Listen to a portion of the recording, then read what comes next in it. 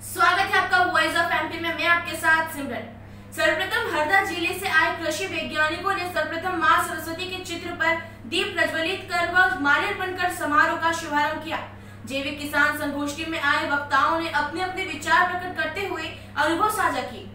नयापुरा के राय केसी फार्म के किसान जय नारायण राय ने प्राकृतिक जैविक खेती व गांव आधारित खेती को लेकर अपने अनुभव साझा किए। उन्होंने चैनल से चर्चा करते हुए कहा कि प्रदेश व क्षेत्र के किसानों को जैविक खेती की ओर ध्यान देना होगा। खातेगांव तहसील की आदर्श ग्राम पंचायत बचखाल के सरपंच व किसान पप्पू गोरा ने भी किसान संगोष्ठी में अपने विचार प्रकट किए। लेकिन आज के परिवेश में जरा सी लालच में किसान अधिक उत्पादन के चक्कर में लोगों को जहर देने के साथ साथ खुद भी जहर खा रहे हैं, जिससे खतरनाक जानलेवा बीमारियां उत्पन्न हो रही है। यहाँ नयापुरा में किसान संगोष्ठी का आयोजन राय साहब ने किया, उसमें मैं भी उपस्थित हुआ।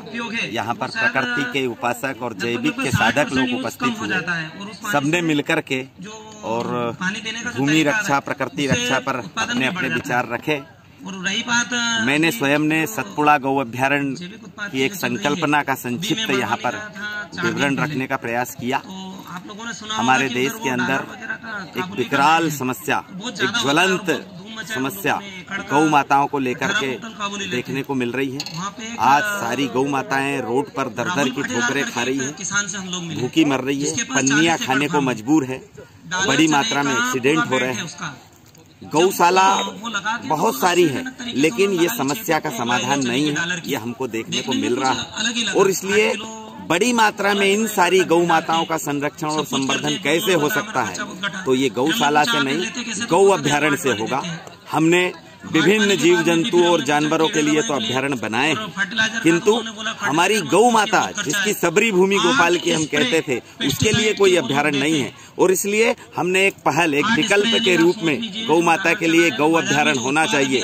मां नर्मदा की गोद में सतपुड़ा की तलहटी पर तो किसानों को जागृत करना, जैविक खेती के माध्यम से जैविक खेती करना, जैविक खेती किस प्रकार की जाए, क्यों जाए, इस प्रकार का हमारा एक उद्देश्य था, मिशन था, लोगों को जागरूक करने का। प्रकार बनाए, जीवामृत किस प्रकार बनाए, गोकृपामृत किस प्रकार बनाए, उसका किस प्रकार प्रयोग करें, इसी विषय को लेकर अधिकांश 8-10 जिले के किसान और अधिकारीगण यहाँ पे उपस्थित हुए और सभी ने अपने अपने उद्घोष सभी किसानों के सामने तो रखे। मैं पिछले 1 वर्ष से जैविक खेती कर रहा हूँ, जिसमें मुझे ICI फाउंडेशन और अतुल तिवारी जी हंडिया का भरपूर मार्गदर्शन मिला। मैं उनका बहुत बहुत बहुत आभारी हूँ, जो कि उन्होंने मुझे एक नई प्रेरणा दी।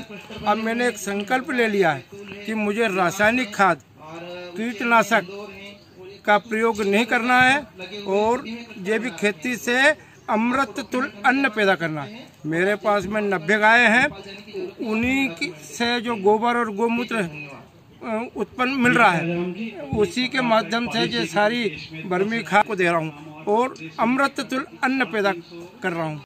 तो ये थी इस वक्त की अपडेट। ऐसे ही अपने आप को हर वक्त अपडेट रखें हमारे साथ वॉइस ऑफ एमपी पर।